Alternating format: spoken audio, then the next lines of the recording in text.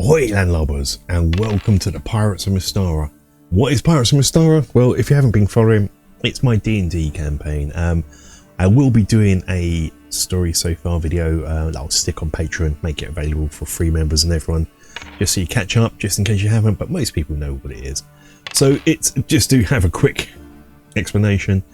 It's my D&D campaign set in Mystara, but maybe say 200 years further on than what you want. It's my take on it. It's very piratey, and it has flintlock pistols, cannons, and ships and pirates, but all in the world of Mystara. So it is my own take, very much my own take on Mystara. If you're a purist, it's not going to be for you. But yeah, we're on to the 4th year of the campaign now. Obviously didn't start off in pirates to a few years back, but we kind of merged into that. So if you really want to be a stickler, perhaps the inheritors have relaxed their use of where the black powder is from the Savage Coast. It's spread. It is still mainly coastal. When you go inland, it reverts more back to probably the Mystara you like. The black powder seems to fail as you go further inland. It doesn't seem to have the potency. So yeah, guns are only found on the coast. But yeah, so this adventure was actually started last year. Oh yeah, I should say welcome back to the Waffles. Mystara Waffles, that's what this is. So just in case, again, you don't know what a waffle is, it's me waffling on like this, almost incoherently sometimes, giving you a narrative report overview story of the D&D session. The full D&D sessions will be on Patreon, and this one already is, for free members, so you don't have to join. It's just YouTube didn't seem to like them. I'm going to see how the waffles go on YouTube, so if this is your kind of thing, make sure you share it and get it watched. If not, these might have to go over onto Patreon for free as well. YouTube algorithm, nasty. But yeah, so this is sort of a recap of my campaign. This game was started last October, and then it was we had a little break. That break was not meant to last until January when we first played this, but it did because we're adults with adult lives and things get in the way. But we're back now. So how I had to start this session was, and it's good, was a massive recap of where we left off. So our players had sailed back from the small island we played drums on Fire Mountain last year, and they'd sailed back, and the new adventure was going to be pretty much a Thieves Guild adventure. Well, this was meant to be a holding adventure when I worked out a Captain Clegg campaign, which is going to be this year, sort of, maybe next year's main story narrative, which I've got down pat now. So the players were hired by a noble woman called Lavina Vanderboren. Now, if you recognize any of this is an adaptation of There Is No Honor that appeared in Dragon magazine. I think this is 139. So it's based on that, but obviously changed to suit my campaign. So yeah, she's hired the players because her parents a few months died, leaving her and her brother inheritors of the estate.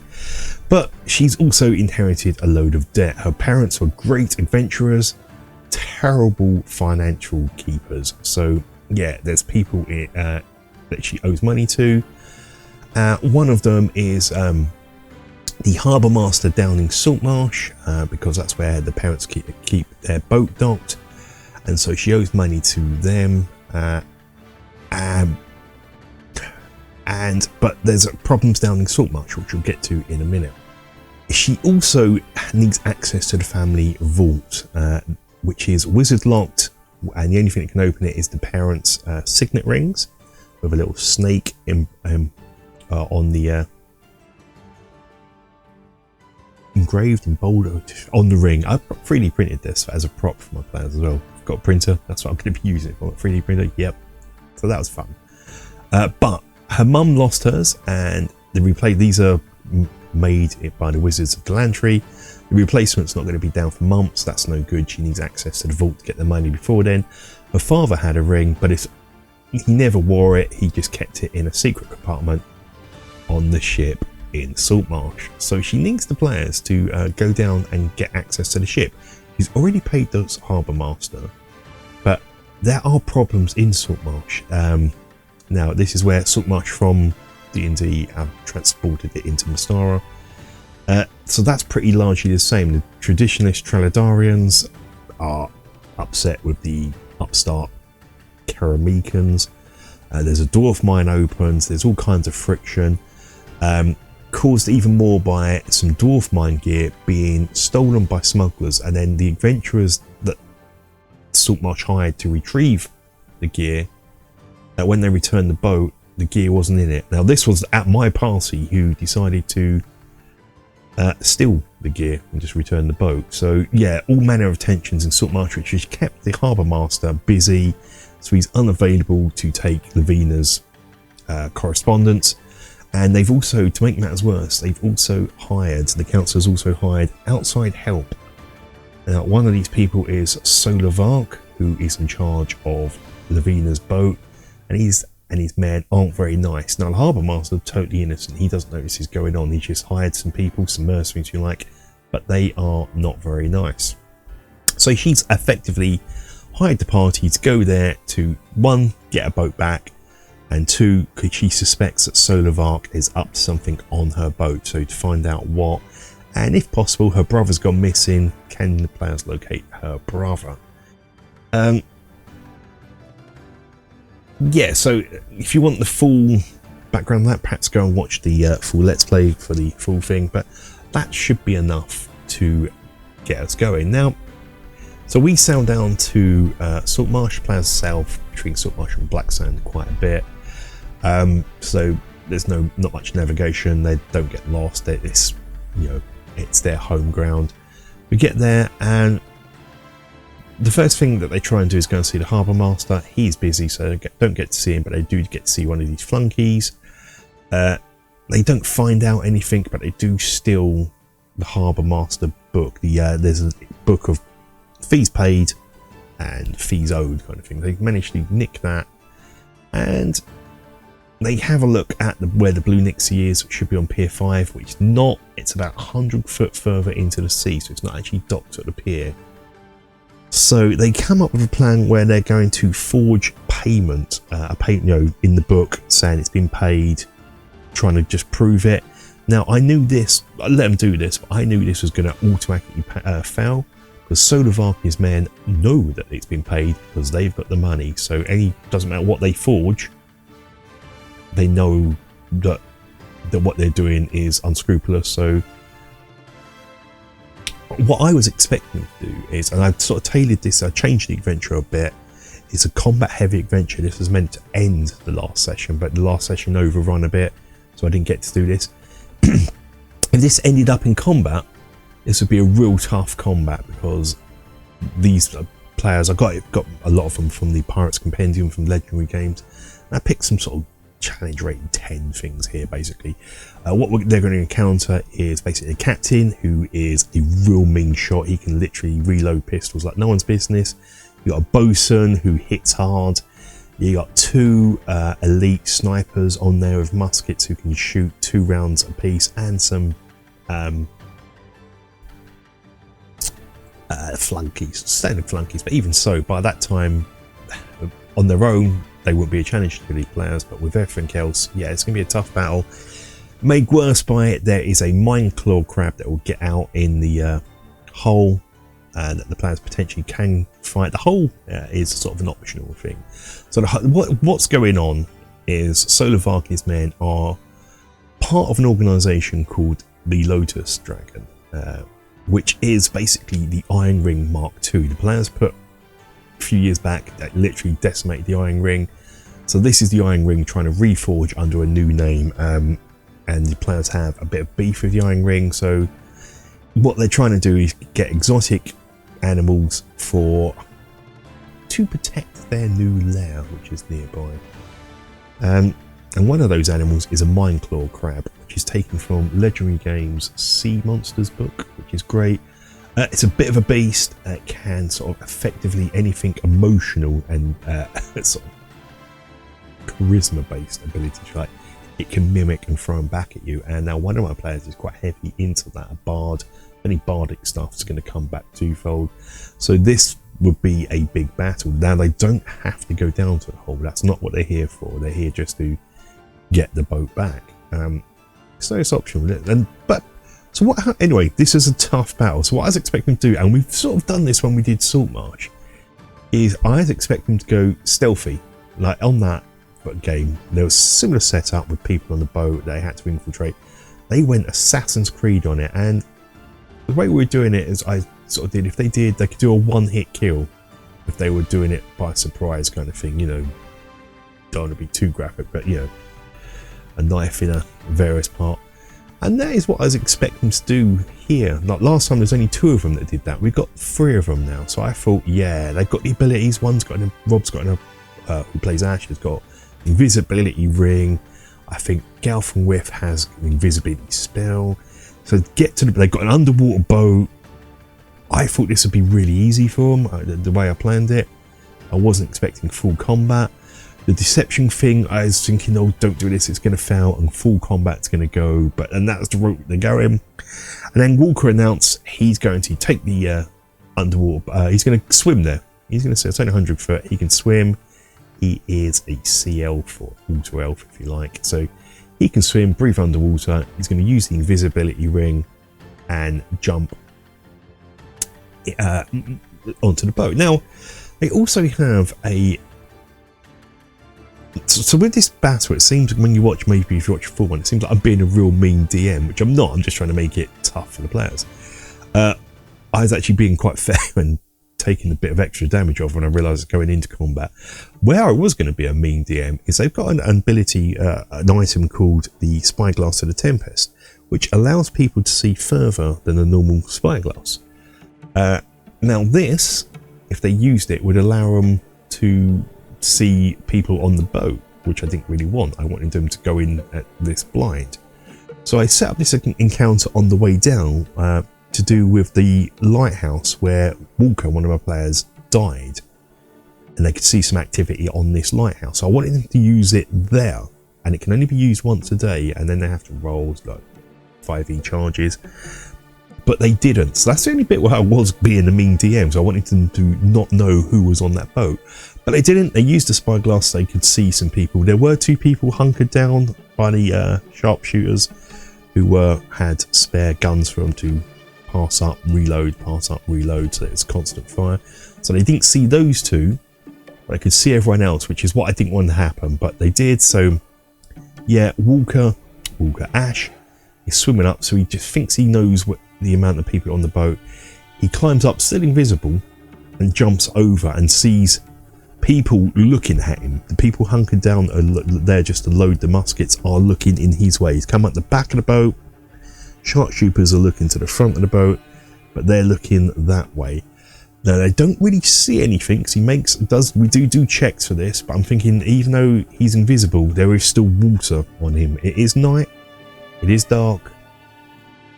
He does pass his check, and this is where I'm thinking he's going to move around. He's got misty boots, so he can move pretty much without being seen. And I thought this is where he's going to go stabby and just, you know, deplete the herd. But no, he just waited there. And I was really, I think I put it down to the players not playing for such a long while. They're just out of practice, because this was set up to use all their abilities. The way I set this up was to use their abilities. If it went to combat, this is where it could go bad for them, and it went to combat. Now D&D is a great game, even 5e, but 5e is a game where 40 seconds of combat, and I have a thing where I can mark my rounds in combat, because I like to keep track on how long combat's going. We get down to 40 seconds of combat, and the session was pretty much, if you look at it, most of the session with a little bit of intro roleplay at the beginning, and the next part we're going to discuss in a minute. It's 4 hours long, and most of that is this combat. Again, there's forgetfulness on the player's part where they want to push someone off, and they think they got 2 attacks, they got 2 shoves, but it's not. That's an action. You only got 1 action. One ability is multi-actions, where you get to attack twice, but there's sort of forgetful things like that. So it's not going. It's Whiffle almost dies. We're all getting snipey at each other and sort of fighting the rules. It's quite intense. But I want it to be, if it fun and scary, which it kind of was, but it's a bit too. It seemed like it dragged because it was just, and I've got. So let me know in the comments if you can ways you can speed up combat, keep it snappy. I might end up doing something like Professor Dungeon Master, Professor DM, where he's gives people just 10 seconds for their turn. It's your turn, 10 seconds. Not necessarily 10 seconds to roll all your dice, but 10 seconds to decide what you can do. Because sometimes you do get that, I'm gonna, and it can be about 5 minutes just even doing your turn. So yeah, I think I might implement something like that just to keep it snappy and intense. Yeah, so after a while we do get there. Hit points have been depleted, spell ability has been depleted, but we get there. They look, everyone's got, in my world, because I sort of take this from Beckme, no one's got dark vision in my world apart from, I think, dwarves and cats are the only creatures in my world that have dark vision. Known creatures that have dark vision. Everyone has infravision, so it's not as good as dark vision. You can just sort of see, think of it as like you see in a heat outline of things about 30 to 60 foot away from you. So rather than explore the ship, they just poke their head sort of through the grate into the hole, and they can see the outline of a crab there. And I should point out, before I talk about this is why this is a waffle session, so I do go backwards and forwards. Halfway through the combat, you hear like the bosun shout out, burn them all. And it's not to the players, it's to someone in the hole. All of a sudden they see smoke coming up from the grate in the hole where things are being burnt. The players can hear animals screaming, basically all the exotic animals. These people are getting them to burn them to hide the evidence. What happens then is they hear a human scream and then it all goes silent, and after a while that smoke dissipates. What happened was the Mindclaw crab had escaped and killed the person who was burning the animals, and so the Mindclaw crab was now lying in wait. Another thing I wish I took from Professor DM here was that timer. I didn't have the ship start burning down, and I wish I did, to give that timer to pace things up a bit. I didn't, had the fire go out, so if I ever did this again or did something similar again, I'd have the ship start catching fire, so there is now a timer, just to add a bit more pressure to it, and like roll a random amount of dice, so 1d4 plus 2 turns for the ship. It's totally on fire and totally beginning to sink, but I didn't, and here we are. So now the players look into the hole, they can see the outline of this crab due to their infravision, so they decide not to go down there. They're looking for a signet ring, they know it's magic, and here's what I quite like, we're getting back into the swing, they're using their abilities. So detect magic is cast, and so they're walking around, they look at the cabins, they decide, it's going to be in the bosun's cabin or more likely the captain's cabin. And sure enough, they go in there and it's hidden behind a secret panel. Detect magic can show it as a blue glow, so they know exactly where it is. Boom, we get the signet ring. And that's great. It's fantastic. So we got there in the end. So I kind of wish I'd paced the combat better, added the burning thing, maybe hinted to them that, don't go with combat on this one, go stealth and use your abilities. You're all thieves, rogues and bards, and sneaky it. Well, we got there. So Lavina's happy with this. She got a signet ring. She takes the players as protectors to the her parents' estate, which is like 5 miles outside the Saltmarsh, to the family vault. Uses the signet ring to get in, and there is a crossroad. And they also find a bit of paper on the ship with a clue. Basically, it's a combination lock to a safe. It's effectively to do with sunrise and sunset, which is turning left, turning right, and monsters' eyes. So they go to the vault, use the signet ring to get in. There is some snake columns, 2 in the middle and a load on the back, sort of embedded into the wall. There is also something that I don't see because they have infravision. There is a construct, a snake construct protector of the vault. It's only 3 foot, big enough, I guess. Silver snake. That begins to attack them. They obviously don't see it there in the dark because infravision, it's not alive, it doesn't show up. But they quickly work out it must be what it is. It's not just some random creature is a guardian of the vault or protection system.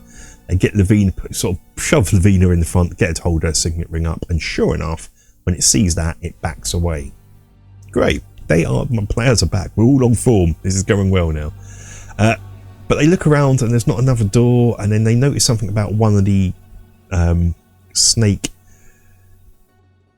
pillars that's embedded into the back wall. It seems to look slightly different, so they click around and find on its eye is a switch. They push in and it sort of spins around to reveal a secret compartment into another chamber. Now in this chamber it is like an octagon, where, and in the center is a grooved cylindrical pillar, and each sort of flat of the octagon there is a monster that's depicted. So starting from the left, there are creatures depicted, each with a different amount of eyes, basically going from 1 to 9, I believe it is, 1 to 8 even. Yeah, so, but the creatures that it depicts is different to what's on the note. So there's a bit of working out to do here, but they quickly get it that, sure, it's not really what the creature itself isn't important, it's the eyes depicted. And they play around with the column and realise that it turns, and as it turns left and right, spins left and right, it clicks. And then they quickly realise this is a safe lock tumbler. They reset it back to the beginning, and yeah, spin it round the correct amount of time, and an alcove, secret alcove opens, and the vault is revealed. Lavina quickly goes to all the chests, there's about 20 chests, and begins opening them. But she's dismayed. She opens the first, and it's empty. She opens the second, and it's empty. And so forth and so forth. There may be a few silver coins, a few gold coins in each one, but the actual money itself's gone. She's beginning to show despair. One, she has to pay the players. Two, has to pay some other debts. She gets to the last one, and luckily there is enough money to pay the players, but more importantly, there are a lot of IOUs and invoices, if you like. I don't know what the medieval piratey equivalent of an invoice is, but stuff that she can cash in from people that owe her family, her parents, money. So hopefully enough that in time she can get back on her feet, which is great. So the players are happy, but she still has one further job for the players, and that is, we still got to find her missing brother. So that's the next part of this adventure, which we're going to cover next session. Now that'll be it for now. What I'm trying to hope to do in these waffles is also include more my thinking and planning. This one was more getting back on your feet, and so not a lot going on, but hopefully in the future I want to get you more of my thought process on how I'm running this campaign and so forth, while trying to tell a somewhat waffly yet engaging story. As you can see, I will jump backwards and forwards because that's how my brain works. It's not the best brain in the world, but it's a brain. Yeah, I hope you enjoy it, and hope if this gets your taste buds going for Pirates of Mystara, go and watch the full play session. Parts 1 and 2 should be on, of this year's game, should be on Patreon as I speak for free, so you don't have to pay anything to watch them. Just go over there and watch them. But that'll be it for now. So until the next session, guys, stay safe, take care, bye.